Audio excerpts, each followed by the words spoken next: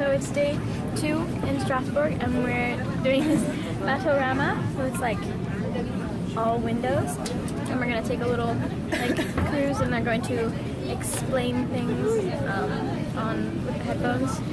Got stuff on my face. That's nice.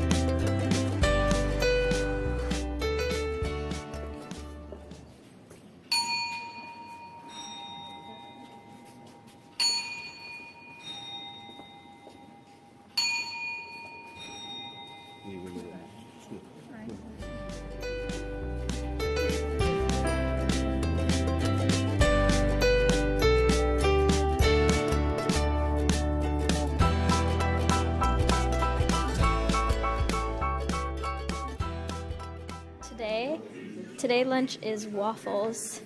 That's the dessert part. But those have like actual lunch inside of them. That boat ride was really, really cool. They had all the explanations of like, on your left, this is what this building was or whatever. We went through this neighborhood that was like, this was all built by the Germans when Alsace was German territory in the 1800s, and it was supposed to be like a representation of the like power and culture of Germany. And then, you know, back to France, and then during World War II it was occupied by the Germans. Actually really like not just occupied by the Germans, but like really Germanized and kind of made to be like Nazi indoctrination, because Germans were mad at Alsatians because they were French territory before. So it was really hard for them during World War II, like harder than some of the other regions in France. It was just really, very interesting, very interesting.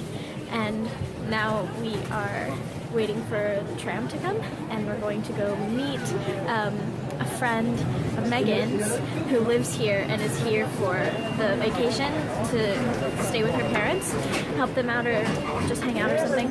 And she's offered to drive us to this chocolate museum that we wanted to go to anyway, because it's kind of far out. So we could have taken the tram and then walked a little bit, but she was so nice enough to offer to take us in their car, which is so sweet. So we're gonna go meet them and then go to a chocolate museum, which is obviously very exciting. This is the Museum of the Secrets of Chocolate, and so we all got one of these when we bought the tickets, so I'm excited. Now we're about to watch a movie about the secrets of chocolate, so that's so cool. The video was all about how to properly taste chocolates. It was hilarious.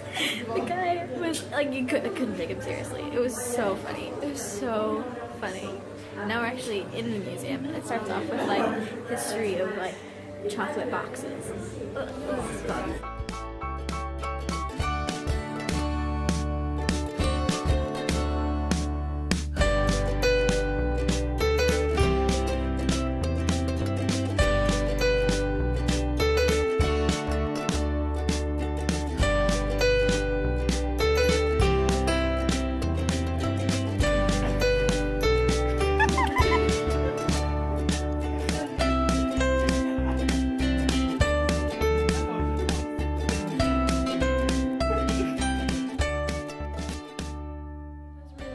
cute and really, really fun. So they had this room where they kind of like showed what all the machines did and everything. After that, we walked into a smaller room and it had a magician in it, and he was like asking us questions and telling us more about like how much like cacao they can get from one tree and stuff like that.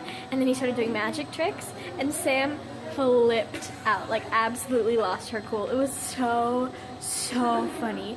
She was like almost in tears, like about like these card tricks and stuff that this guy was doing. It was so funny. It was so funny. And then after that, we walked into this room, and it's like a workshop, and this lady was making chocolate like hearts and stuff. And so we started talking to her, and she was so nice.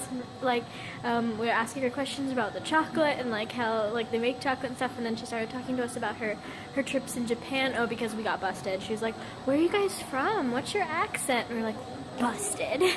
But so we started talking about like travel. She's like, "Oh, I'd love to go to the United States one day," or whatever. She's like, "My English isn't that great," but then she started talking to us about Japan, and it was really, really fun. She's like, just talking to random people that I'll never see again, but like, just it's really, really cool. Really cool experiences.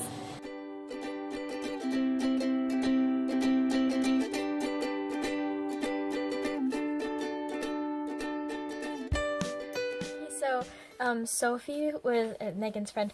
Her mom took us to the chocolate museum, and that was like, it was so funny, and it was so much fun.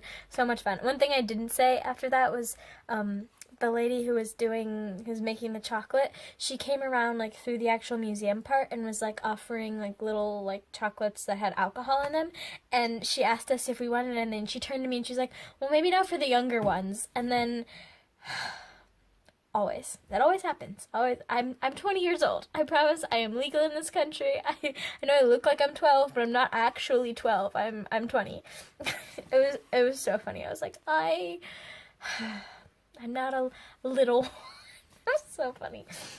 But then after that, we went back into the city in the tram. We were just like talking and having a really good time, and then Sophie invited us over to her house for some tea, and her mom made us a reservation at this restaurant that was close to their house that was so cute, like a Alsatian like typical restaurant, and it was adorable, and the food is so good. Like, you cannot go hungry in this region. Like, there's so much good food.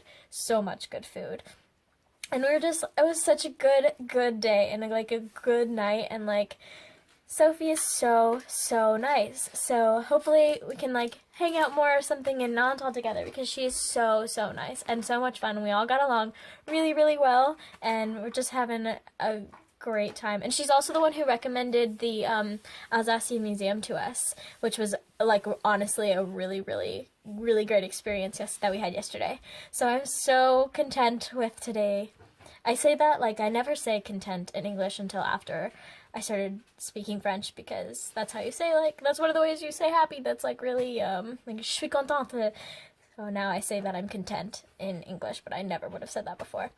Anyway, little language rant. So we're leaving Strasbourg tomorrow to go to Colmar, and we're there for one day. And then after that, we're headed to Lyon and then down to Nice to finish out the week.